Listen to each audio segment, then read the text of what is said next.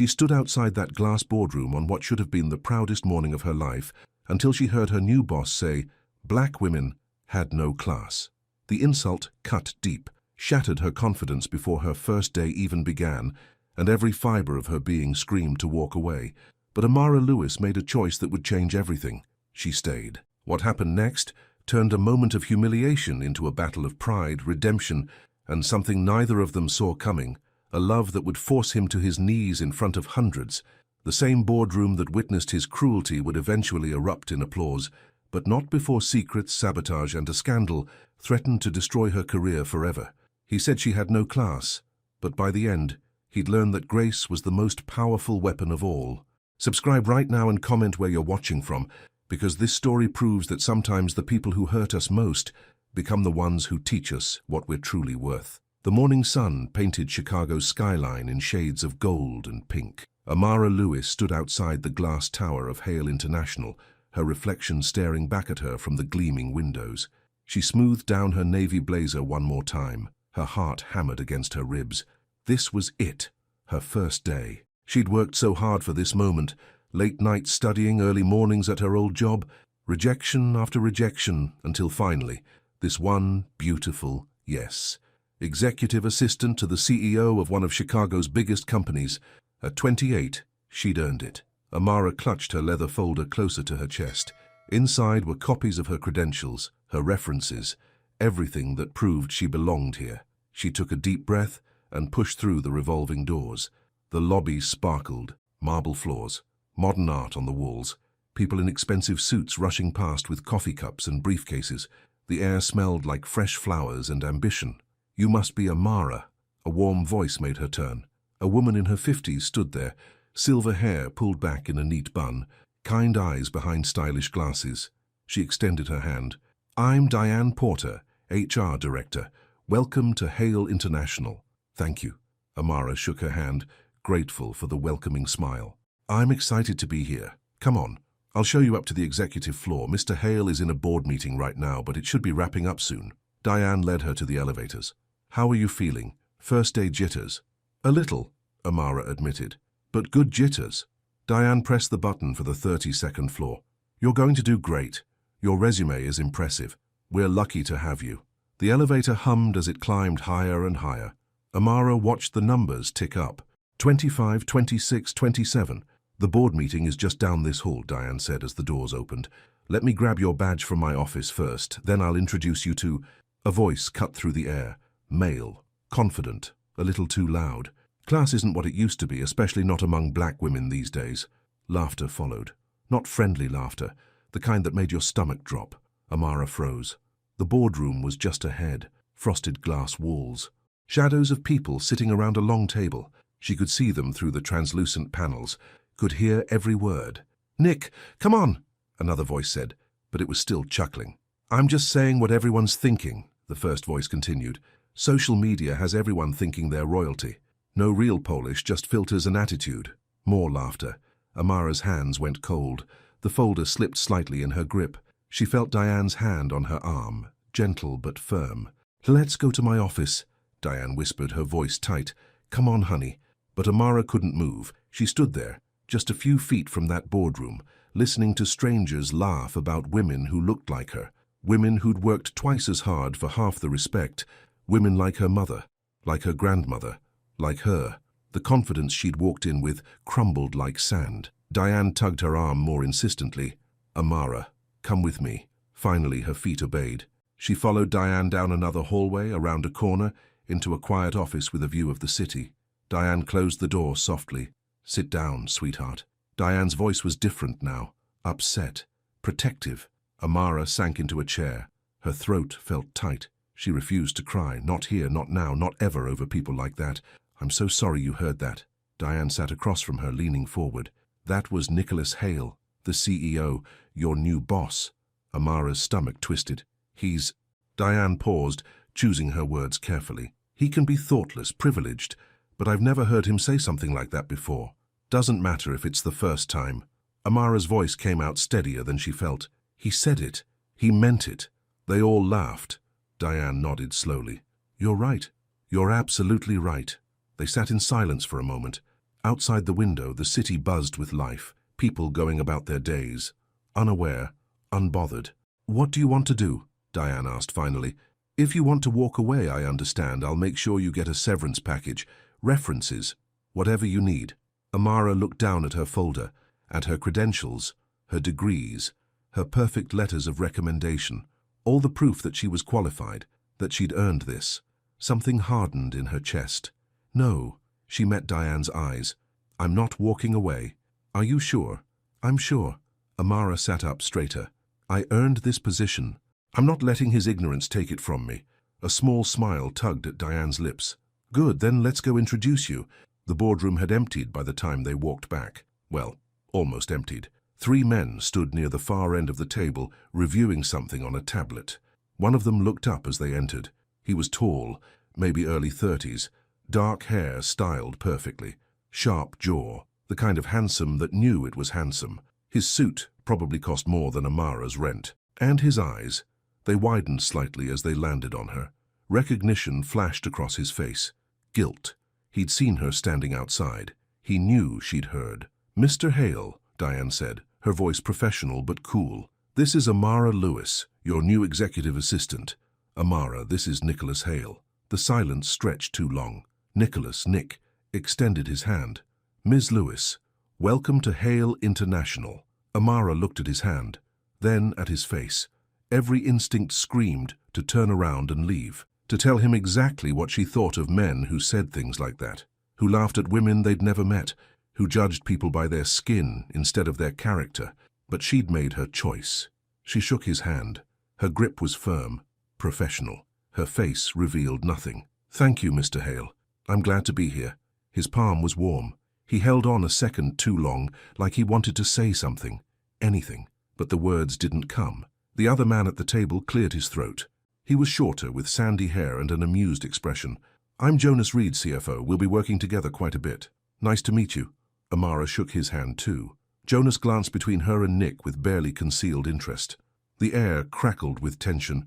"Well," Diane said brightly, cutting through the awkwardness, "Amara, let me show you to your workspace. Mr. Hale, her onboarding schedule is in your email." "Of course." Nick's voice came out rough. He cleared his throat. "Ms. Lewis, I look forward to working with you." Amara nodded once, didn't smile. "I'm here to do my job well, that's all." She turned and followed Diane out, spine straight, head high. She didn't look back. Didn't need to. She could feel his eyes on her anyway. Behind them, Jonas let out a low whistle. Well, that was intense. Nick didn't respond. He stood frozen, staring at the doorway Amara had just walked through.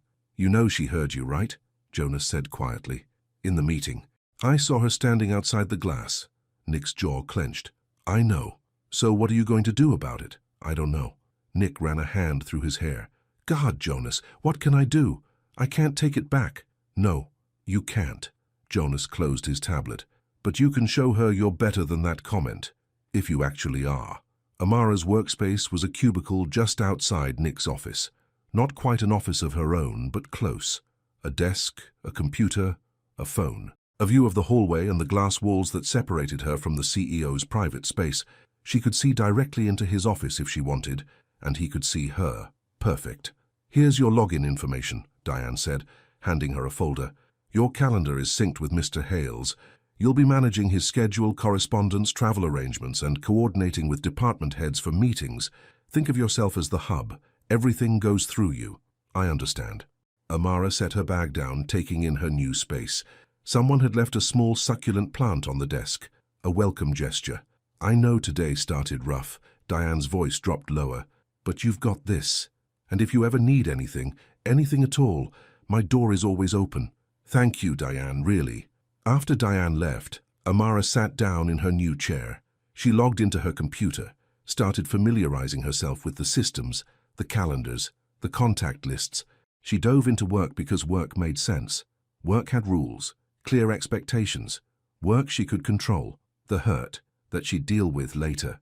By the next morning, Amara had already organized Nick's disaster of a schedule and flagged 3 conflicts that would have caused problems. She arrived at 7:30 before most of the office and had coffee brewing in the small kitchenette by the time people started trickling in. "Morning!" A young woman with bright red hair stopped at Amara's desk. You must be the new EA. I'm Kelly from marketing. Welcome aboard. Thanks, I'm Amara. We heard you killed it yesterday. Kelly lowered her voice, glancing toward Nick's still empty office. Someone said you walked into a meeting you weren't supposed to hear and still took the job. That's brave. Amara's stomach tightened. I'm here to work, that's all. Right. Of course. Kelly shifted her weight. Well, if you need anything. I'm on the 28th floor. We should grab coffee sometime. I'd like that.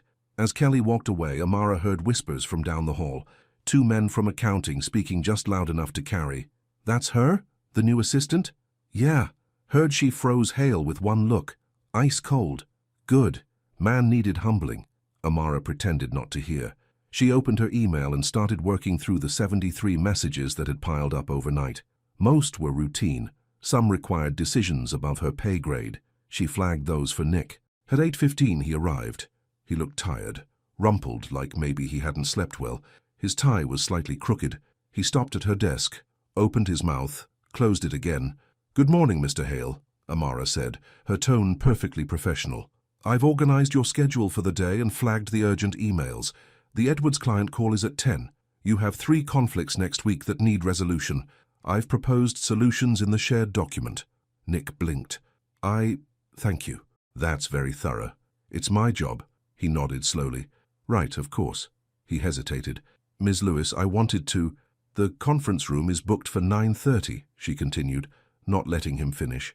Marketing needs sign-off on the new campaign, and Jonas requested 15 minutes before lunch. Okay. Nick's shoulders sagged slightly.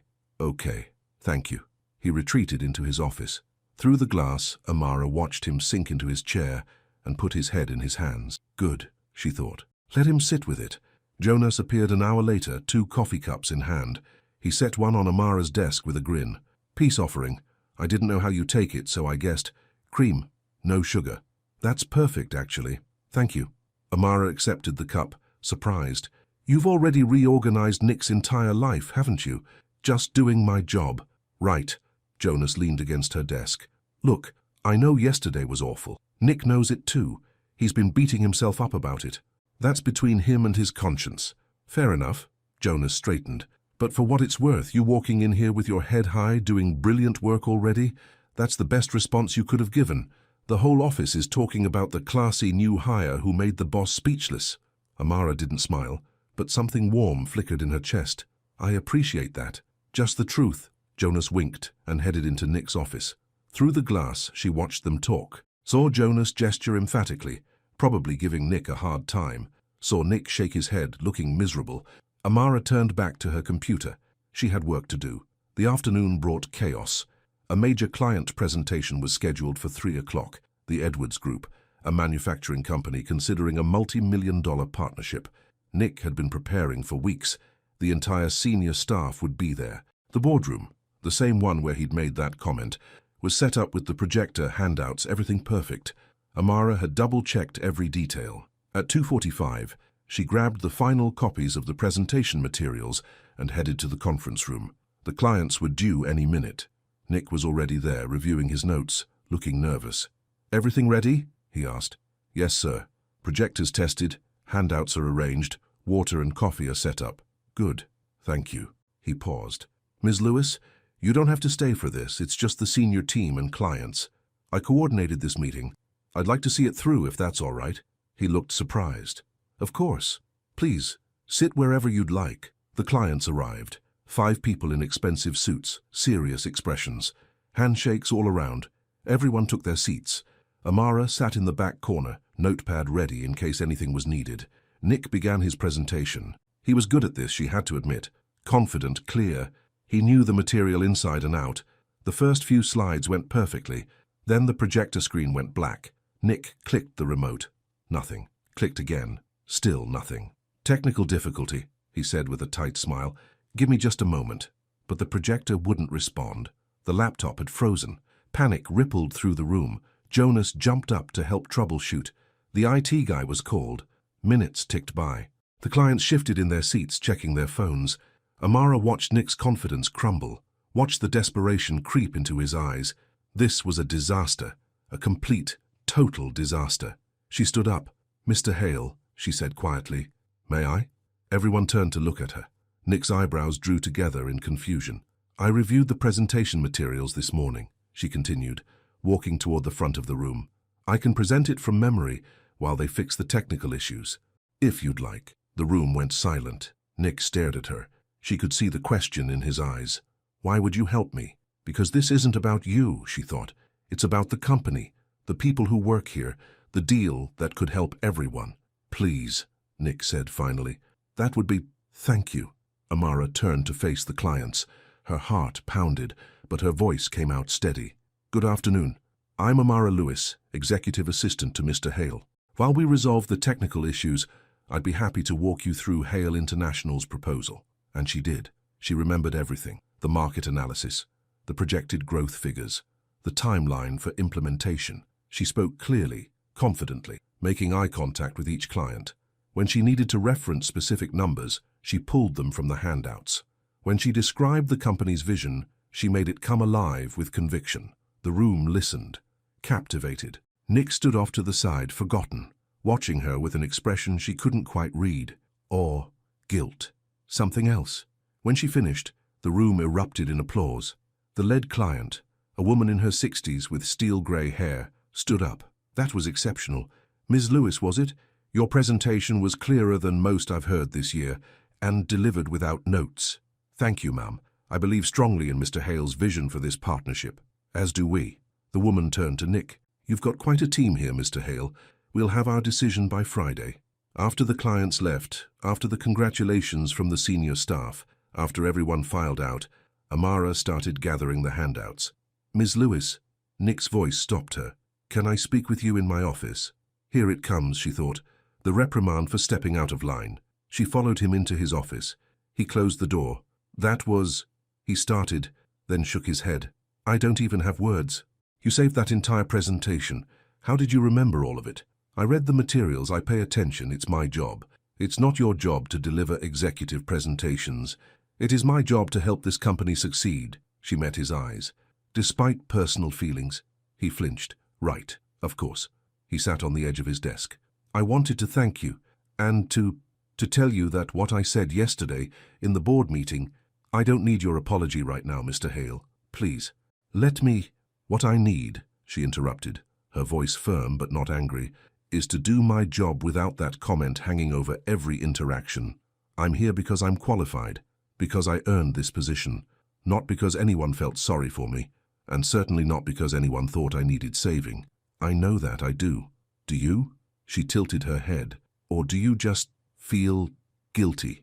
The question hung in the air between them. Both, he admitted quietly. I feel guilty because I was wrong. Ignorant, cruel even if I didn't mean it that way. And I know you're qualified because I just watched you command a room full of executives without breaking a sweat. Despite herself, Amara felt something soften, just a little. I want to offer you something, Nick continued.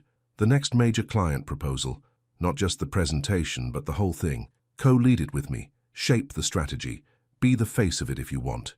You've got the skills, the presence. You should be using them. Amara studied him. Was this genuine, or was it just guilt dressed up as opportunity? Why? She asked. Because you're brilliant, and because I want to make this right. Not by apologizing. Words are cheap, but by showing you that I see you, really see you, your talent, your worth, not your skin color, not stereotypes. You. She wanted to say no, wanted to tell him she didn't need his charity or his guilt-driven promotions, but this was opportunity, real opportunity, the kind she'd been working toward her whole career. I'll do it, she said finally, for the company and for my career, not for your guilt. I'll take it. Nick's shoulders relaxed slightly. Thank you. Don't thank me yet. I have high standards. The smallest smile tugged at his lips. I'm learning that. A week later, they were still at the office at 9 o'clock at night. The new proposal was due in 3 days. They'd been working around the clock, researching, strategizing, building slide decks and financial models. Amara rubbed her eyes. The numbers were starting to blur together. We should call it, Nick said from across the conference table they'd claimed as their workspace. You've been here since 6 this morning. So have you. Yeah, but I'm the CEO. I'm supposed to have no life. That almost made her smile. Almost. She stood up to stretch, rolling her neck. The office was quiet around them. Everyone else had gone home hours ago. Just the two of them and the cleaning crew. The overhead lights flickered, then went out completely. "Oh, come on," Nick groaned in the darkness. "Backup generator should kick in any second," Amara said. It did, but only partially. Emergency lights glowed dimly in the hallways, leaving the conference room in shadow. "Well, that's atmospheric," Nick muttered. She heard him fumbling around. A moment later, his phone's flashlight clicked on. "Here." He handed her his phone. Their fingers brushed, just for a second, but Amara felt it like a spark. "I have mine too," she said, pulling out her own phone. The two small lights pushed back the darkness enough to see. "This is ridiculous." Nick laughed, and the sound was different than usual, more real, less polished. "We're in a state-of-the-art building, and we're working by cell phone light. It's kind of nice," Amara said before she could stop herself. "Yeah?" Quiet. No distractions. Just the work. They stood there in the semi-darkness, phones casting long shadows on the walls. The moment stretched, intimate in a way that felt dangerous. "Can I ask you something?" Nick said quietly. "And you can tell me if it's out of line." "What?" "Why did you stay after what you heard? You could have walked away, should have walked away, but you didn't." Amara considered the question. In the darkness, it felt easier to be honest, because walking away would have meant letting that comment win, like it had the power to define me, to chase me out of a job I earned. She turned to look at him, his face half lit by the phone's glow. "I've spent my whole life proving I belong in rooms I wasn't wanted in. This was just another room." Nick was quiet for a long moment. "That's exhausting." "Yes." The admission surprised her. "It is. I'm sorry. Not just for the comment. For making you have to prove anything. You shouldn't have to." The light suddenly flickered back on. The moment broke. They both blinked against the sudden brightness. "We should finish the report," Amara said, turning back to the table. Her voice was steady again, professional, the walls back up. "Right. Yes." Nick cleared his throat. "Just a few more sections." They worked in silence after that. The ease of the dark moment evaporated in the fluorescent light. But something had shifted. Something small, but undeniable. At 10:30 they finally called it, packed up their laptops and notes. "Let me call you a car," Nick offered. "It's late. I'm fine on the train." "Please. It's the least I can do after keeping you here until almost 11. Amara hesitated, then nodded. "Okay, thank you." They rode the elevator down together, waited in the lobby for the car service. The night security guard waved at them from his desk. "Big project?" he called over. "Something like that," Nick replied. The car pulled up. Nick opened the door for her. Their eyes met. "Good work today," he said. "You too." She slid into the back seat, watched through the window as he stood on the sidewalk, hands in his pockets, watching her drive away. Her phone buzzed. A text from her sister Naomi. "How's the fancy new job?" Amara stared at the message. How could she even begin to explain? The insult, the hurt, the unexpected partnership, the moment in the darkness when he'd felt almost human. "It's complicated," she typed back. She leaned her head against the window and watched the city lights blur past. Tomorrow she'd put the walls back up. Tomorrow she'd be all business again. But tonight, driving through Chicago with her heart still beating a little too fast, she let herself admit the truth. This job, this man, was going to be a lot more challenging than she'd expected, and not in the ways she'd prepared for. The following Monday brought a new assignment. Diane called them both into her office with a smile that seemed a little too pleased with itself. "Good news," she said, gesturing for them to sit. "The international expansion project just got approved. We're opening dialogue with 3 potential partners in London. It's a 3-week intensive." "That's great," Nick said. "What do you need from me?" "You and Amara will co-manage it. Daily briefings with the team, coordinating across time zones, preparing materials for the board." Diane slid a folder across her desk. "You'll basically be joined at the hip for the next few weeks." Amara's stomach flipped. 3 weeks of constant contact. 3 weeks of those quiet moments that kept catching her off guard. 3 weeks of pretending her heart didn't skip when he smiled at her like she'd said something clever. This was dangerous. "Sounds good," Nick said, glancing at Amara. "We work well together." "You do," Diane agreed. "That presentation last week sealed the Edwards deal, by the way. They signed this morning." "That's wonderful." Amara couldn't help but smile. "It is, and it's largely thanks to you." Diane's eyes were warm. "You two make a good team. Let's see what you can do with this." As they walked back to their workspace, Jonas appeared from around the corner. He took one look at them and grinned. "So you two got the London project?" "How did you already know?" Nick asked. "I know everything." Jonas fell into step beside them. 3 weeks of intensive collaboration, daily meetings, shared workspace. Hope you two can survive the peace talks. We're professionals, Amara said coolly. Right, professionals. Jonas's grin widened. That's definitely what I'd call the way Nick stares at you when you're not looking. Jonas, Nick's voice held a warning. Or the way Amara gets this little crease between her eyebrows when you say something she thinks is almost smart, but not quite there yet. Amara felt her cheeks warm. I don't. You do. Jonas winked. It's cute. You're both cute. See you at the briefing. He strolled away, whistling. Nick cleared his throat. Sorry about him. He thinks he's funny. He's not wrong, though, Amara said before she could stop herself. Nick turned to look at her. About which part? She met his eyes. I do get that, crease. You say a lot of things that are almost smart. He laughed, really laughed. The sound filled the hallway, genuine and surprised. Fair enough. Something loosened in her chest. When had she started enjoying making him laugh? Dangerous, she reminded herself. This is dangerous. The project consumed them.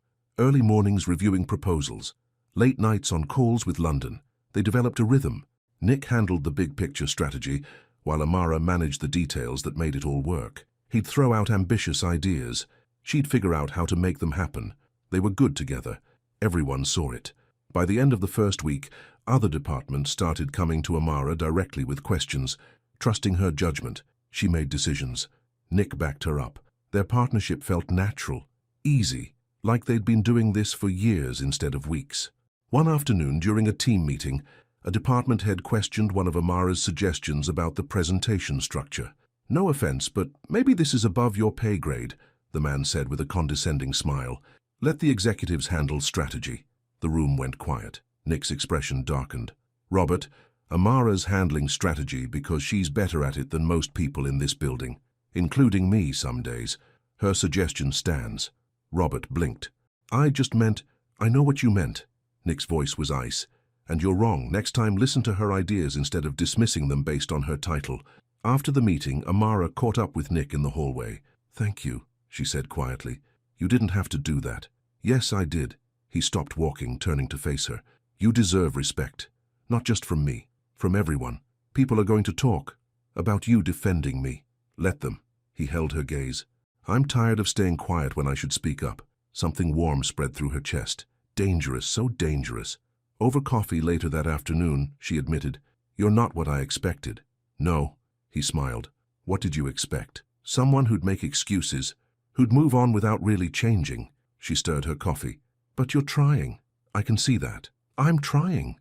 His voice was soft. I want to be better than I was. Better than that person who said those things. Why? He was quiet for a moment. Honestly, because of you. You could have destroyed me, gone to the press, made my life hell. You had every right, but instead you stayed. You did your job brilliantly. You made me face what I'd said by simply being excellent. He paused. You held up a mirror, and I didn't like what I saw.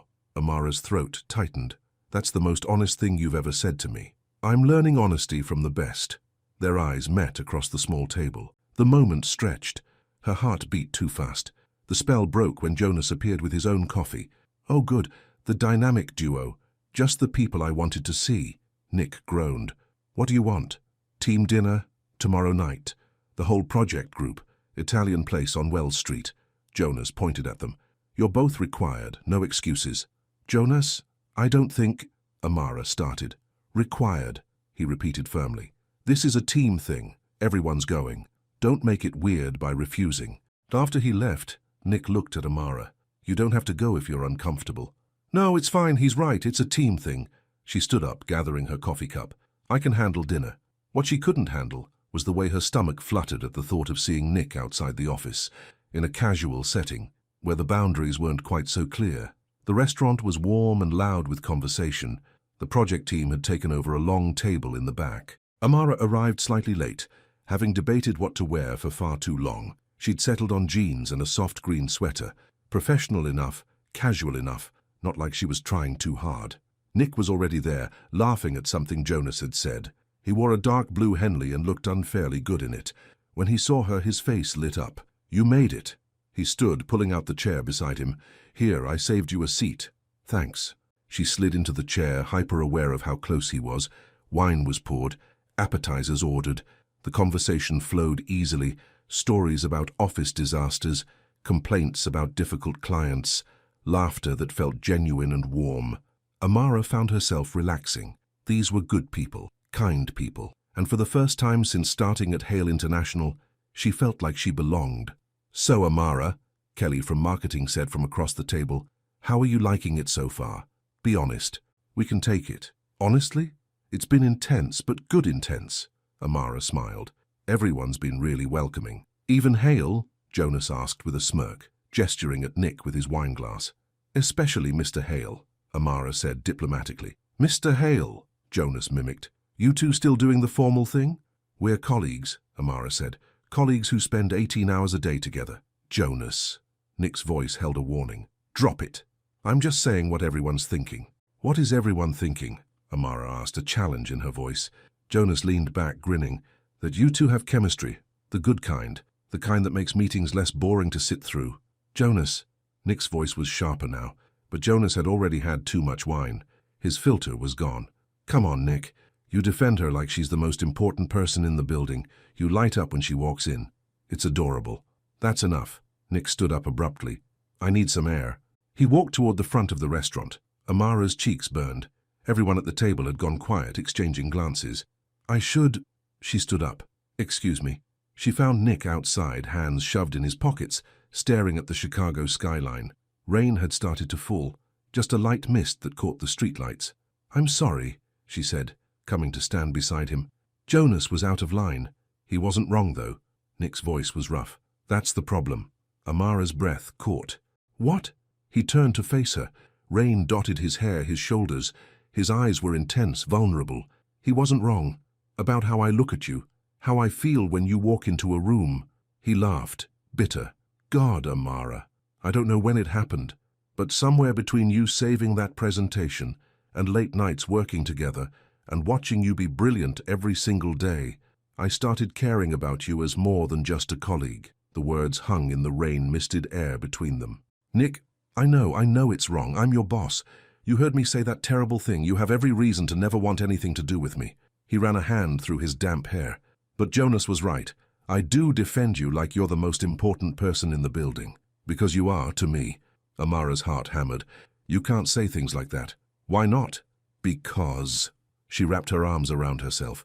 "Because I'm trying really hard not to like you, and you're making it impossible." His eyes widened. "You're trying not to like me?" "Of course I am." Her voice broke a little. "You're my boss. You said something horrible about women like me. And despite all of that, I catch myself smiling at your jokes, looking forward to seeing you, wondering what you think about things that have nothing to do with work." She looked away. "It's confusing and scary and completely inappropriate." "I know." He stepped closer.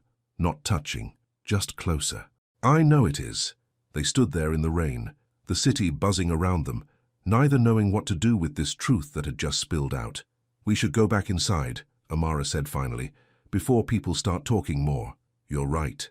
But neither of them moved. The rain fell softer now, gentle, almost romantic. Nick's hand lifted slightly, like he wanted to touch her face, then dropped. "For what it's worth, you trying not to like me? I think that's the nicest thing anyone's ever done for me." "Despite everything," Amara laughed. "That's the saddest thing I've ever heard." "Yeah," he smiled. "It kind of is." They went back inside, sat back down at the table, finished dinner like nothing had happened, but everything had changed. They both knew it. Later that night, alone in her apartment, Amara's phone buzzed. A text from her sister. "How's work?" Amara stared at the message. How could she explain?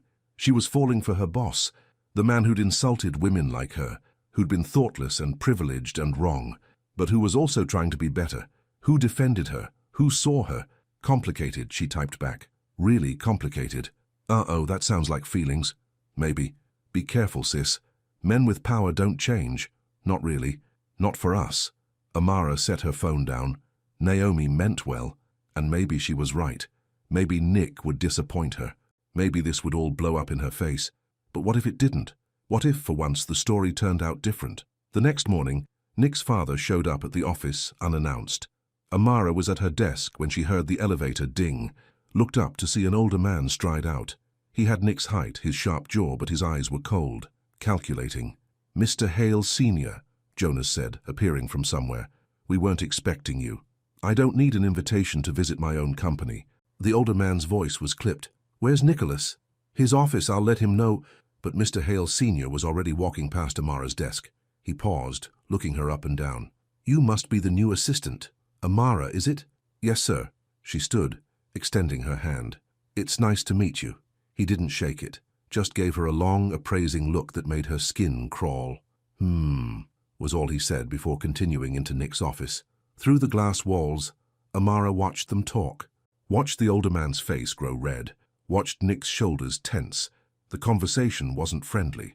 After 20 minutes, Mr. Hale Sr. left, didn't acknowledge Amara on his way out, just disappeared back into the elevator. Nick sat at his desk, head in his hands. Amara hesitated, then knocked softly on his doorframe. "Want to talk about it?" she asked.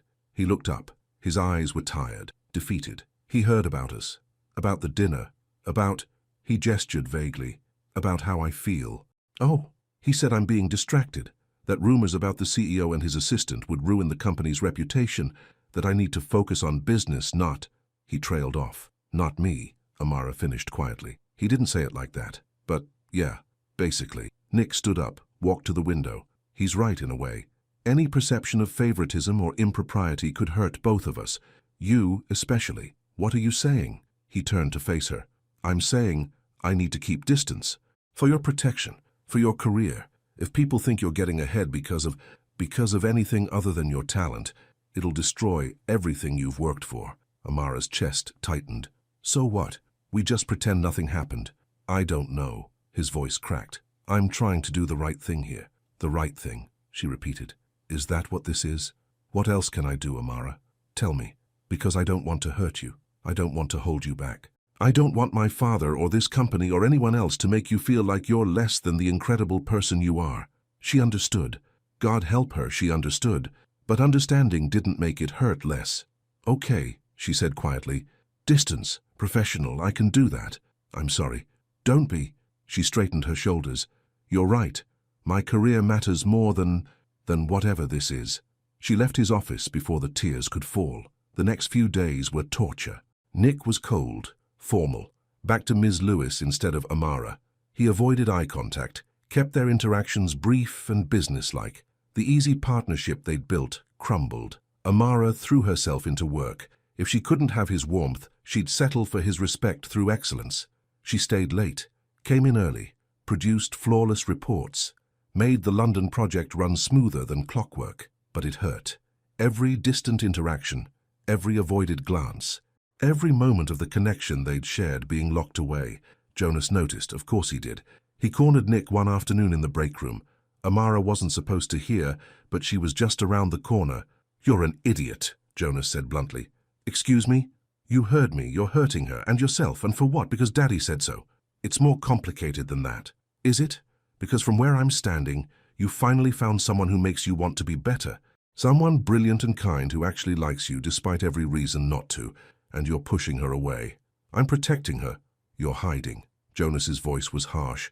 "And she knows it. Look at her, Nick. Really look. She's miserable. And so are you." Nick must have looked because his silence stretched long. "You're not protecting her," Jonas said finally. "You're breaking her heart. And yours." After Jonas left, Amara stayed frozen around the corner. Tears slid down her cheeks. She wiped them away quickly, furiously. She wouldn't cry over this, over him. But that night, alone in her apartment, she let herself break a little. Let herself admit that somewhere in the midst of late nights and shared laughter and moments of unexpected tenderness she'd fallen for Nicholas Hale. And it was the worst timing in the world. Monday morning brought a new crisis. Amara walked into the office to find everyone staring at their phones, whispering, glancing at her with expressions that ranged from pity to accusation. "What's going on?" she asked Kelly, who was hovering near the elevator. Kelly bit her lip. "Oh, honey, you haven't seen it yet." "Seen what?" Kelly handed her phone over. On the screen was a photo. Amara and Nick outside the restaurant that night. The angle made it look like they were standing much closer than they had been, like his hand was on her waist instead of hanging at his side, like they were about to kiss instead of just talking. The caption read, "CEO Hale and his assistant, mixing business with pleasure." Sources say favoritism runs deep at Hale International. Amara's blood ran cold. It's on every gossip site, Kelly whispered. Someone leaked it, made it look like you two are, but we're not. We haven't. Amara's voice shook. This is edited, doctored. I know, everyone who knows you knows that, but the internet doesn't care about truth. Amara walked to her desk on autopilot. People stared, whispered, judged. Diane appeared within minutes. Amara, my office? Now. The HR investigation was humiliating. Questions about her relationship with Nick, about whether favors had been exchanged, about whether the Edwards presentation success was merit or manipulation. Amara answered every question with dignity, with truth, with the evidence of her work. But she could see it in Diane's eyes. The doubt, the concern, the knowledge that regardless of truth, the rumor had already done its damage. That afternoon, Amara made her decision. She found Diane in her office, placed her badge on the desk. I'm resigning, Amara said, effective immediately. Amara, no. We can fight this, we can... It doesn't matter. Her voice was steady, empty. The rumor's out there. My reputation is damaged. Every success I have from now on will be questioned. I won't stay somewhere where people think I slept my way to respect. This isn't fair. No, it's not. Amara stood. But it's reality. Thank you for everything, Diane. You've been kind to me. She cleaned out her desk, put her few personal items in a box, didn't look at Nick's office, didn't say goodbye. She just left. On her way out, she passed Vivian Carter in the lobby, the former PR manager who'd been around during the project, who'd watched Amara with cold eyes at every meeting. Vivian smiled, sharp, satisfied, and Amara knew who'd leaked the photo, who'd wanted her gone, who'd been jealous enough to destroy her. But what did it matter now? She walked out of Hale International for the last time, box in her arms, dignity intact, but heart shattered. Behind her, through the glass walls of his office, Nick watched her leave. Diane appeared at his desk, placed Amara's badge in front of him. You didn't lose your assistant, Diane said coldly. You lost your chance to be decent. Then she left too, leaving Nick alone with the consequences of his silence. The days after Amara left felt like walking through fog. Nick went through the motions. Meetings, emails, decisions, but nothing felt real. His office was too quiet, his days too long. Every time he looked at the empty desk outside his door, guilt twisted in his stomach like a knife. He'd let her walk away. He'd stayed silent when he should have fought, should have defended her, should have stood up and told everyone the truth, that nothing inappropriate had happened, that she was brilliant on her own merit, that the photo was a lie designed to hurt her. But he'd frozen, paralyzed by his father's warnings and his own cowardice, and now she was gone. You look terrible, Jonas said one afternoon, dropping into the chair across from Nick's desk. Thanks. I'm serious. When's the last time you slept? Or ate? Or did anything besides sit here drowning in guilt? Nick didn't answer. Jonas leaned forward. You need to do something, Nick. This isn't just about you feeling bad. Amara's out there with her reputation damaged because you were too scared to speak up. What am I supposed to do? Nick's voice cracked. She resigned. She's gone. It's over. It's only over if you let it be. Jonas stood up. You're the CEO. You have power. A platform. Use it. Stop being a coward and start being the man she deserves. After Jonas left, Nick sat in the silence, stared at the empty desk outside his door, thought about Amara's face the day she'd walked in, confident, dignified, ready to prove herself, thought about how that confidence had been stripped away, by him, by his silence, by his failure to protect her when it mattered most. Jonas was right. He'd been a coward, but maybe it wasn't too late to change that. The annual shareholder meeting was scheduled for the following week. Hundreds of investors, board members, media representatives. Nick's father would be there, the whole executive team, everyone who mattered in the business world. Nick had a speech prepared, boring corporate stuff about quarterly earnings and growth projections. Safe, expected, forgettable. He deleted it, started writing something new. The morning of the meeting, his father cornered him in the hallway. Big day, Mr. Hale Sr. said. The board's expecting strong numbers and confident leadership. Don't disappoint them. I won't, Nick said. His father's eyes narrowed. You seem distracted. I hope that assistant situation is behind us. Her name is Amara. What? Her name is Amara. Not that assistant. Not situation. She's a person. A brilliant, talented person who this company failed. Mr. Hale Sr.'s face reddened. "Watch your tone." "No." Nick's voice was firm, calm. "I'm done watching my tone. I'm done staying quiet. I'm done caring more about reputation than doing what's right." He walked away, leaving his father sputtering in the hallway. The auditorium was packed. Nick stood backstage, heart pounding. His prepared remarks sat in his pocket, the new ones loaded on the teleprompter. He could still change his mind, could play it safe, could give them what they expected. But when he walked onto that stage and saw all those faces staring at him, waiting for corporate platitudes and empty promises, he thought of Amara, thought of her walking out with that box in her arms, thought of how he'd failed her. Not anymore. "Good morning," he began. "I had a speech prepared about our quarterly performance, about growth and profit margins and expansion plans, and we'll get to all of that. But first, I need to talk about something more important." Murmurs rippled through the crowd. His father leaned forward in the front row, eyes wide with alarm. "A few weeks ago, a rumor spread about a woman who worked here, a talented, hard-working woman who'd done nothing wrong. The rumor suggested she'd used inappropriate means to advance her career. It was cruel, it was false, and I stayed silent. The room had gone completely quiet. I stayed silent because I was afraid of what people would think, afraid of damaging the company's reputation, afraid of admitting that I'd failed as a leader." Nick's voice grew stronger. "But my silence did more damage than any rumor could. It told an innocent woman that her dignity mattered less than corporate image, that protecting her wasn't worth the risk." Cameras flashed. Reporters typed frantically on their phones. "Amara Lewis was my executive assistant for 6 weeks. In that time, she saved a major client presentation, co-led an international expansion project, brought organization and excellence to everything she touched. She earned every opportunity through merit, through skill, through being better at her job than most people in this building." His father had gone pale. "And I let her leave because I was too cowardly to defend her publicly, to use my platform to tell the truth, to stand up and say that she deserved respect. Not because of me, not despite me, but because of who she is." Nick paused, letting the words settle. "So here's what I'm announcing today. Hale International will be implementing new policies to ensure that what happened to Amara never happens to anyone else. Mandatory bias training for all levels, a zero-tolerance policy for workplace gossip and character assassination, an anonymous reporting system for anyone who feels discriminated against or disrespected, and I'll be personally overseeing these initiatives because I failed once. I won't fail again." The room erupted, some applause, some angry shouts. His father stormed out, but Nick didn't care. For the first time in weeks, he felt like he could breathe. After the speech, after the chaos of reporters and questions and board members demanding explanations, Nick found Diane waiting in his office. "That was either the bravest or stupidest thing you've ever done," she said. "Maybe both. The board is furious. Your father left threatening to remove you as CEO." Diane smiled slightly. "But social media is exploding. In a good way, people are calling you honest, accountable, human. I don't care about social media." "I know, you care about one person." Diane pulled out her phone. "I sent her the video, thought she should see it."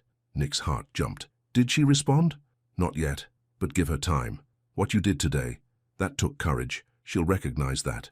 After Diane left, Nick sat at his desk and stared at his phone, willing it to buzz, to light up with a message from Amara. Something, anything, but it stayed dark and silent. Amara sat on her couch, laptop open, staring at the video for the 3rd time. Her sister Naomi sat beside her, tears streaming down her face. "He really said all that," Naomi whispered, "in front of everyone." "I know. He defended you, publicly, risked everything." "I know." Amara's voice was thick with emotion. On the screen, Nick's face was earnest, vulnerable. His voice shook slightly when he said her name, when he admitted his failure, when he promised to do better. "Maybe," Naomi said softly, "maybe he really meant it, all of it." Amara closed the laptop. Her heart felt too full, too confused, too hopeful and scared and uncertain all at once. "He hurt me," she said quietly. "He let me leave, let them destroy my reputation," while he stayed silent. "But he's not silent now. No, he's not." Amara wiped at her eyes. "But is it enough? Can I trust him?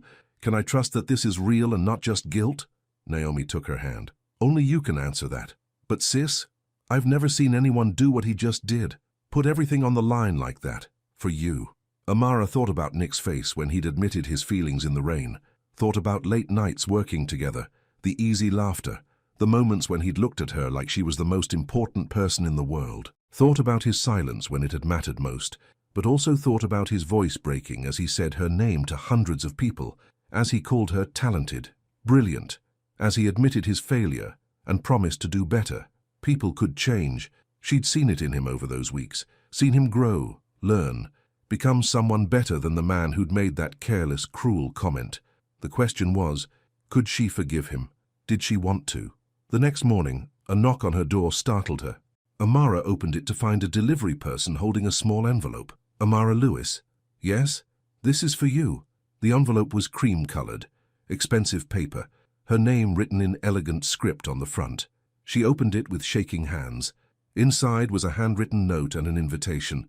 Amara, I know I don't deserve your time or your forgiveness. I know my speech doesn't undo the hurt I caused, but I need you to know that everything I said was true. You are brilliant. You deserve respect. And I failed you. The charity gala is tomorrow night, the one you helped plan before everything fell apart. I'm not asking you to come for me, but I'm asking you to come for you, to show everyone that you won't be chased away by rumors and lies, that you belong in any room you choose to enter. Whatever you decide, I respect it. You owe me nothing, but I hope I see you there. Nick. Amara read the note 3 times, ran her fingers over the words, felt her heart beat faster with each reading. The gala. She'd spent weeks planning that event, coordinating with caterers and venues and guest lists. It was supposed to be her first major event success at Hale International. Then everything had fallen apart. Going back meant facing everyone. The whispers, the stares, the judgment. It meant walking into a room where people had believed lies about her, where her reputation had been shredded. But it also meant showing them they hadn't broken her. Naomi appeared in the doorway. What is it? Amara handed her the note. Oh, Naomi breathed. Oh, sis, what are you going to do? Amara thought about her mother, about her grandmother, about all the women who'd had to be twice as good to get half the credit, who'd walked into rooms where they weren't wanted and made space anyway. She thought about that first morning at Hale International, how she'd stood outside that glass tower, nervous but hopeful, how she'd pushed through those doors ready to prove herself. She thought about the woman she'd been before Nick's comment broke her confidence, before the rumors, before everything. That woman wouldn't hide. I'm going to go, Amara said quietly. I'm going to walk into that gala with my head high, in the dress I bought for this event, and I'm going to show everyone that I'm still standing. Naomi grinned. That's my sister. But, Amara added, I'm not going for him. I'm going for me. Good. You should. That night, Amara pulled out the dress she'd bought months ago. Emerald green, elegant, the kind of dress that made you feel powerful. She'd been so excited to wear it. Then everything had fallen apart, and it had hung in her closet, a reminder of what could have been. Tomorrow she'd wear it, not as a statement about Nick, but as a statement about herself. She was Amara Lewis. She'd earned her place, and no rumor, no lie, no cowardly silence would take that away from her. The charity gala was held at the Drake Hotel. The ballroom glittered with crystal chandeliers and candlelight. Chicago's elite filled the space, designer gowns, expensive tuxedos, champagne flowing like water. Amara stood outside the entrance, heart pounding. She could still turn around, could go home, could avoid this entire situation, but she'd never been a coward. Wouldn't start now. She walked through the doors. The effect was immediate. Conversations stopped. Heads turned. Whispers rippled through the crowd like wind through grass. Amara held her head high. Let them look. Let them whisper. She had nothing to hide. She moved through the room with grace, accepted a glass of champagne from a passing waiter, found a spot near the wall where she could observe without being surrounded. On the small stage at the front, Nick stood at the podium. He was mid-speech, talking about the charity's mission, but his eyes kept scanning the crowd, searching. Then he saw her. He stopped talking, mid-sentence, just stopped. The entire room turned to see what had stolen the CEO's attention. Amara met his gaze across the ballroom, held it, didn't smile, didn't frown, just stood there, present and unshaken. The silence stretched, uncomfortable, electric. Then Nick stepped away from the podium, walked off the stage, crossed the ballroom floor with purposeful strides. The crowd parted for him, everyone watching, cameras out. This would be all over social media within minutes. He stopped in front of her. You came, he said softly. Just for her. I did. Thank you. I didn't come for you, she said honestly. I came because this is my event. I planned it. I earned my place here. I know. His eyes were intense, grateful. You belong here. You've always belonged here.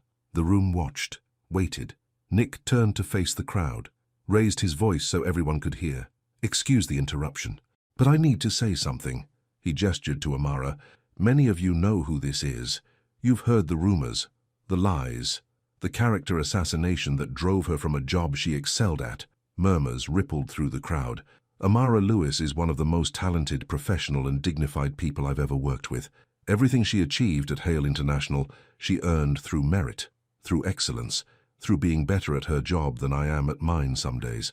His voice grew stronger. I failed her. I stayed silent when I should have defended her. I let my fear of gossip and reputation damage my integrity, and she paid the price. He turned to face her fully. You taught me that class isn't about status or wealth or image. It's about strength, about dignity in the face of injustice, about grace when you have every right to be bitter. His voice dropped, more intimate. You taught me to be better, and I'm grateful. Even if I didn't deserve the lesson. The ballroom was silent. Hundreds of people watching this moment, this apology, this truth. Then someone started clapping. Diane, standing near the bar. Then Jonas joined her. Then Kelly from marketing. Then more, and more, until the entire ballroom erupted in applause. For Amara. Not out of shock this time. Not because she'd saved a presentation or improvised brilliantly, but out of recognition, respect. Acknowledgement of everything she'd endured with dignity and tact. Tears pricked Amara's eyes. She blinked them back. Let the applause wash over her. Let it heal something that had been broken. When it finally died down, Nick stepped closer, still a respectful distance, still giving her space. Can we talk? He asked quietly. Not here. Somewhere private. Amara hesitated, looked around at all the faces watching them, at the phones recording every moment, at the world that wanted to turn their story into entertainment. The balcony, she said, 5 minutes. She walked away first. Let him follow. Needed the control that came with setting the terms. The balcony overlooked the city. Chicago sparkled beneath them, light stretching to the horizon. The night air was cool, clean, a relief after the suffocating attention inside. Nick joined her at the railing, kept his distance. His hands gripped the stone balustrade. I'm sorry, he said, for all of it. The comment, the silence, letting you leave, failing you when you needed someone to stand up for you. I know you are. I've spent weeks trying to figure out how to make it right. The speech at the shareholder meeting, the new policies, tonight. But none of it undoes the hurt I caused. No, Amara agreed. It doesn't. So where do we go from here? She turned to face him. I don't know, Nick. I really don't. Part of me wants to forgive you. Part of me can see that you're trying to change, that you're not the same person who made that comment. But part of me is scared. Scared to trust you. Scared that the next time things get hard, you'll choose safety over standing up for me. Scared that I'm just a lesson you needed to learn before you move on to someone easier. You're not. His voice was fierce. Amara, you're not a lesson. You're not a phase. You're the person who made me want to be better. Who made me look at myself honestly for the first time in my life. Who showed me what real strength looks like. Pretty words. True words. He turned to face her fully. I know I hurt you. I know I failed you. And I know that forgiveness isn't something I can demand or earn through grand gestures. It's something you give if and when you're ready. What are you saying? I'm saying I'll wait. However long it takes. I'll keep being better. Keep proving that I mean what I say. Keep showing you through actions, not just words, that you matter to me. Amara's throat tightened. And if I'm never ready? If the hurt is too deep? Pain flashed across his face. Then I'll respect that. And I'll still be grateful for the time I had, for what you taught me. They stood in silence. The city hummed below them. Music drifted from the ballroom, laughter, life continuing around them. I don't know if I can trust you yet, Amara said finally, but I want to. That has to count for something. Hope lit his eyes. It counts for everything. So here's what I need, time, space, to see who you are when the cameras aren't watching, when it's not dramatic or public. Just you, being consistent, being the man you say you want to be. I can do that. And I need my career back, not as your assistant, not in any position that makes people question how I got it, but as someone valued for my skills. Done. Diane's already working on it. Director of Client Relations. Your own office, your own team. You'd be autonomous, your success clearly your own. Amara raised her eyebrows. You already offered me a job. Diane offered you a job. I stayed out of it entirely. She thinks you're brilliant. Wants you back. What happens between us doesn't change that. Despite everything, Amara smiled. That woman is a saint. She really is. Another silence. More comfortable now. The tension easing into something softer, more hopeful. I'm not promising anything, Amara said. Not about us, not about what this becomes. I'm not asking for promises, just a chance to show you I mean what I say. Okay. She took a deep breath. Okay, I'll come back. I'll take the job, and we'll see what happens. Thank you. His voice broke slightly. Thank you for giving us, a chance. Don't make me regret it. I won't. I promise I won't. They stood there a moment longer, close but not touching. The space between them charged with possibility and fear and hope all tangled together. Finally, Amara straightened. We should go back inside. People will talk. Let them talk. They'll talk anyway. True, she smiled. A real smile. Small but genuine. But this time let them see us walk back in together. As colleagues, as people who respect each other. Nothing to hide. Together, Nick repeated, like the word was precious. They walked back into the ballroom side by side. The crowd parted. Whispers followed, but this time the whispers felt different. Curious instead of cruel. Interested instead of judgmental. Diane appeared at Amara's elbow immediately. Welcome back. I have paperwork for you to sign Monday morning. Monday, Amara nodded. I'll be there. Jonas raised his glass from across the room, mouthed something that looked like, finally. Amara rolled her eyes, but she was smiling. The rest of the gala passed in a blur. Conversations with people who'd once whispered about her, now asking about her new position. Congratulations. Apologies from some who'd believed the rumors, respect in eyes that had once judged. And through it all, Nick kept his distance. Let her shine on her own. Didn't hover or claim credit. Just watched from across the room with something like pride in his eyes. When she caught him looking, he smiled. Small, private. Just for her. And maybe, just maybe, this could work. Monday morning felt different. Amara stood outside Hale International again, just like she had months ago. But this time there was no nervousness, no uncertainty. She knew what waited inside those glass doors, knew she'd earned her place there. She walked through the lobby with her head high. People noticed. Some smiled. Some nodded respectfully. A few looked away, ashamed of how quickly they'd believed lies. Diane met her at the elevator with a warm hug. Welcome home. Thank you. For everything. For fighting for me. You made it easy. Diane pressed the button for the 32nd floor. You're brilliant. Anyone with eyes can see that. The elevator rose. Amara watched the numbers climb. 25, 26, 27. How do you feel? Diane asked. Nervous. Excited. Ready. Good. That's exactly how you should feel. The doors opened. But instead of heading to that cubicle outside Nick's office, Diane led her down a different hallway, around a corner, to a door with frosted glass and a nameplate that read, Amara Lewis, Director of Client Relations. Amara stopped, stared at her name etched in brass. It's real, Diane said softly. You earned this. Your office, your team, your success. Amara pushed open the door. The office was beautiful, not huge, but hers.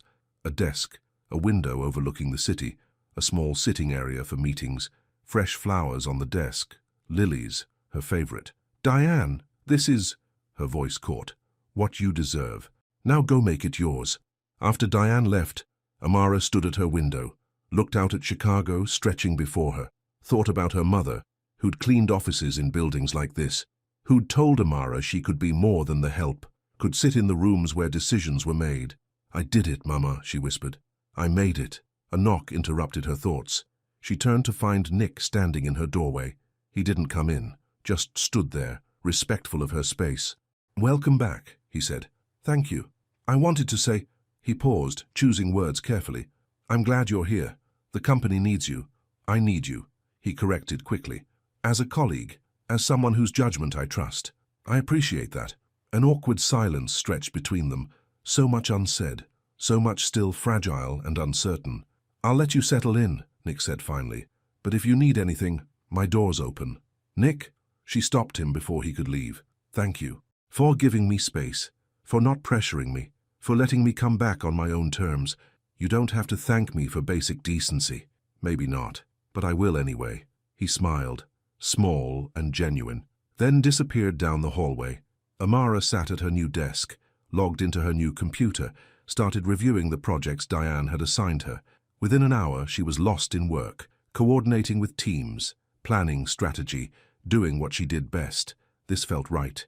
This felt like home. The first few weeks were careful, professional. Nick kept his distance like he'd promised. They saw each other in meetings, exchanged emails, collaborated on projects, but there was no pressure, no expectation, just two people learning to work together again. Slowly, trust started to rebuild. It happened in small moments, Nick deferring to her judgment in a board meeting, Amara inviting him to review a proposal she'd written. Coffee breaks that turned into conversations about more than just work, laughter that came easier, tension that faded into something softer. One afternoon, 3 weeks after her return, Jonas cornered them both in the break room. "Okay, I can't take this anymore," he announced. "Take what?" Nick asked, pouring coffee. "This," Jonas gestured between them. "This polite dance you're doing, the careful distance, the professional courtesy. It's painful to watch. We're colleagues," Amara said calmly. "This is how colleagues act. You're colleagues who are clearly crazy about each other and too scared to admit it." "Jonas," Nick started. "No, I'm saying this because I love you both. Life's too short to waste time being scared." Jonas looked at Amara. "He's been different since you came back. Lighter, like he can breathe again." Then at Nick. "And she smiles more when you're around, even when she's trying to hide it." "We're taking things slow," Amara said quietly. "Rebuilding trust takes time." "I know, and that's smart. But don't forget to actually live while you're being careful." Jonas grabbed his coffee and headed for the door. "Just think about it." After he left, Nick and Amara stood in the break room. The coffee maker hummed. Rain pattered against the windows. "He's not wrong," Nick said finally. "About me being lighter, breathing easier. You make everything better just by being here." Amara's heart skipped. "Nick, I know. Slow. I'm not asking for anything. Just want you to know the truth." "The truth is," Amara admitted, "I smile more too. When you're around, when we're working together, when you make some terrible joke and I have to pretend it's not funny. My jokes aren't terrible. They really are." They both laughed. The sound filled the small space. Warm and real and right. "So what do we do?" Nick asked. "With this thing between us that we're both feeling but not naming? We keep doing what we're doing, slow, careful, letting it grow naturally instead of forcing it." Amara met his eyes. "But maybe we stop pretending it's not there." "I can do that." "Good, because I'm tired of pretending." The shift was subtle but significant. They stopped avoiding each other, started having lunch together sometimes, stayed late working on projects side by side, talked about things beyond business, books they'd read, places they wanted to travel, childhood memories that shaped who they'd become.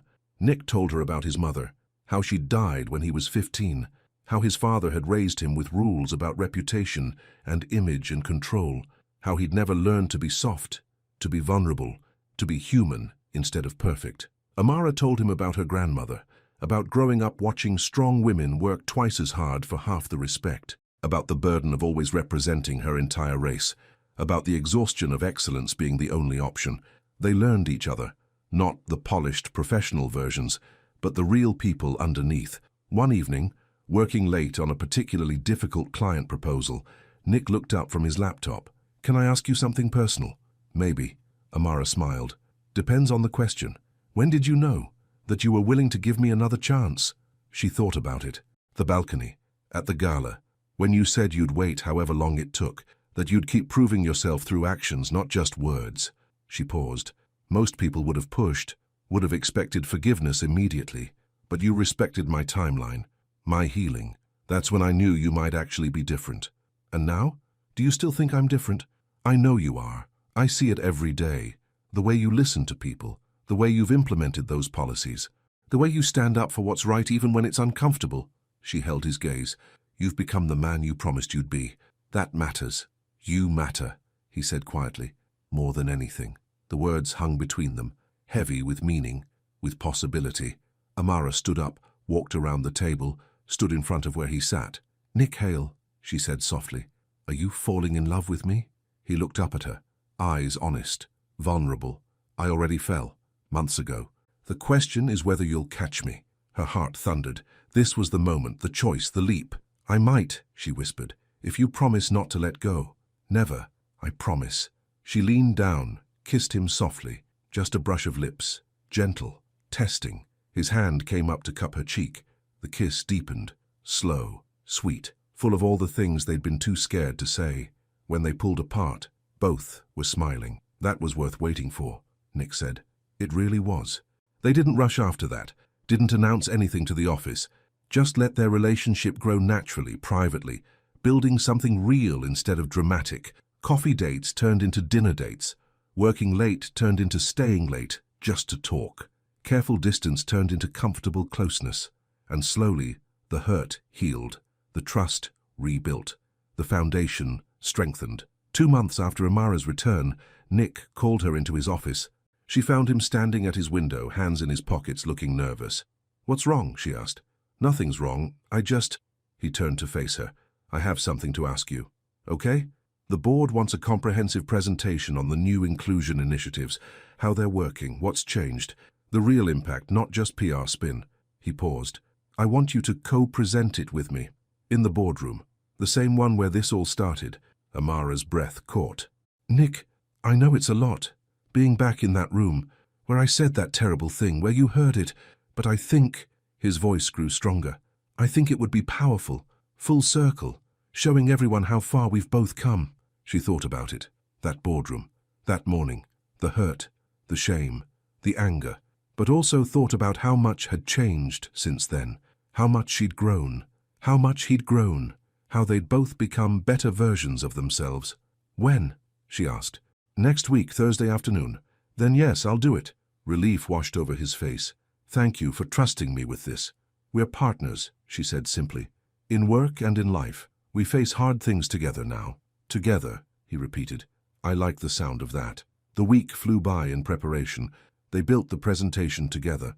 Amara gathered data on the policy changes, success stories from employees who felt more included, numbers showing increased diversity in hiring and promotion, evidence of real, meaningful change.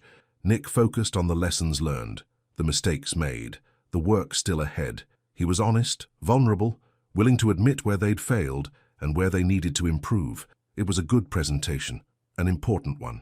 Thursday afternoon arrived, the boardroom filled with senior leadership, board members, department heads, the same people who'd laughed at Nick's comment months ago, who'd whispered about Amara, who'd believed rumors instead of truth. Amara walked in wearing a navy suit, professional, confident. She took her place at the front of the room beside Nick. The room grew quiet. Nick began, "Thank you all for being here.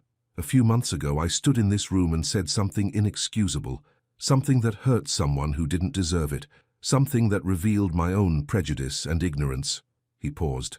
"Let the words land. Today I want to show you what happened after that moment, not to excuse what I said, but to demonstrate that people can change, that companies can change, that we can build something better than what we were." He clicked to the first slide, the Inclusion Policy Overview. "Amara Lewis, our Director of Client Relations, will walk you through the specifics, but before she does, I want to say this." He looked at her. "Amara saved this company, not by staying silent, not by accepting mistreatment, but by holding us accountable, by demanding better, by showing us what true leadership looks like." He stepped aside, gave her the floor. Amara took a breath, looked around the room at all those faces. Some looked ashamed, some curious, some genuinely interested in what she had to say. She began. Her voice was clear, strong. She walked them through every initiative, every policy change, every piece of evidence that showed real progress. She didn't shy away from the hard parts, the resistance they'd faced, the work still ahead, the ways they'd fallen short. But she also showed the wins, the employee testimonials, the increased retention, the improved morale, the tangible benefits of creating a more inclusive environment. She spoke for 20 minutes, commanded the room with expertise and passion. When she finished, the room was silent. Then someone started clapping. Jonas, predictably, but others joined in. Slowly at first, then building, until the entire room was applauding, for the work, for the honesty, for the courage it took to admit mistakes and commit to change. Amara felt tears prick her eyes, but she blinked them back, smiled instead. "Thank you," she said. "But this isn't my victory alone. It's ours. Everyone in this company who chose to do better, who chose to listen, who chose to change." After the presentation, after the congratulations and questions and discussions, people filed out. Eventually only Nick and Amara remained. They stood in the empty boardroom, the place where it all began. "We did it," Nick said quietly. "We did. How does it feel, being back here?" Amara looked around, at the long table, the frosted glass, the space that had once represented her worst moment. "It feels like closure," she said finally, "like transforming something painful into something meaningful." "You transformed me," Nick said. "Made me want to be better. Made me actually become better. You did the work yourself, only because you showed me it was possible." He took her hand. "Amara Lewis, you're the strongest, most graceful person I know. You took the worst moment of your professional life and turned it into a movement for change. You're extraordinary. Stop, you'll make me cry." "Then cry. You've earned it." She laughed through the tears that finally came. Happy tears, healing tears, tears that washed away the last remnants of hurt. Nick pulled her into a hug. She let herself sink into it, let herself be held, let herself feel safe with someone who'd once hurt her, but had worked so hard to make it right. "I love you," he whispered into her hair. "I'm in love with you, completely, utterly, hopelessly." She pulled back to look at him. "Nick Hale, are you going soft on me?" "Completely soft. You ruined me for being cold." "Good," she smiled, "because I love you too. Even though you make terrible jokes and drink coffee wrong and sometimes miss the obvious solution to problems." "I drink coffee wrong? You put way too much sugar in it." "That's not—" He stopped, laughed. "Okay, maybe I do." They stood there in that boardroom, holding each other, laughing about coffee. The heaviness of the past finally lifted, replaced by something lighter, brighter, full of hope. 6 weeks later, Diane called Amara into her office with a mysterious smile. "I have news," Diane said. "Good news. The best. The board wants to expand the client relations department. They're so impressed with your work, they're creating a VP position to oversee it." Diane's smile widened. "They want you." Amara's mouth fell open. "VP? Diane, I've only been back 4 months, and in 4 months you've brought in 3 major clients, restructured the entire department workflow, and mentored a team that adores you. You've earned this." "But people will say—" "Let them say whatever they want. The numbers don't lie. Your success speaks for itself." Diane leaned forward. "Take the promotion, Amara. You've worked your whole life for this." Tears filled Amara's eyes. "I need to tell my mom. Go. Call her. Celebrate. You deserve this."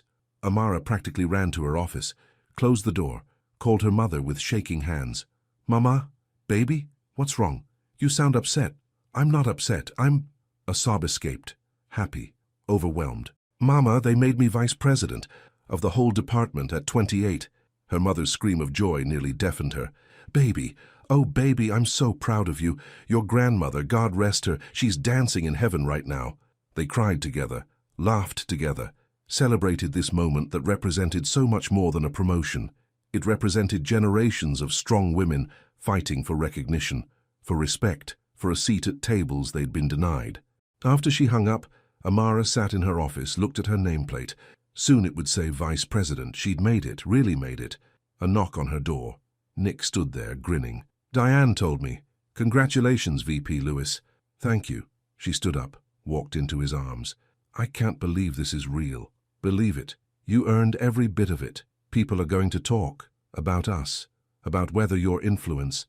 Let them talk. The board made this decision based on merit, on results, on you being the best person for the job."